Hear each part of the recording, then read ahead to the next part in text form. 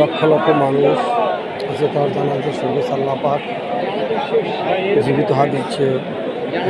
শক্তি শোক শক্তিতে গড়ে তোলে বাংলাদেশের মধ্যে সুখ শান্তি সমৃদ্ধি গণতন্ত্র ফিরে আসুক এবং এই মানিককে যদি লাখো মানুষের মধ্যে থেকে উচ্চারিত হাদি ভালো মানুষ ছিল, সব মানুষ ছিল।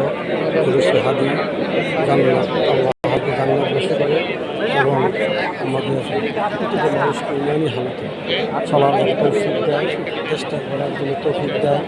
সকল মানুষ যেন আগামী দিনে দেশ গঠনে সুন্দর ভূমিকা রাখতে পারে এবং হিংসা বিদ্বেষ সকল প্রকার লাভার থেকে সমস্ত থেকে ধ্রুবিসন্ধি থেকে দেশকে মুক্ত করার জন্য সবাই আপনার চেষ্টা করতে পারি এবং এদেশের মানুষের ভাগ্য মেনের জন্য সমৃদ্ধশালী বাংলাদেশ গড়ার জন্য সবাই ভূমিকা রাখতে পারে।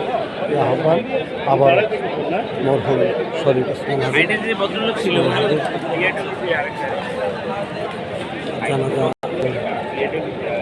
জানাজা থেকে আল্লাহ তাআলা কবুল করে জান্নাত আমিন আমিন।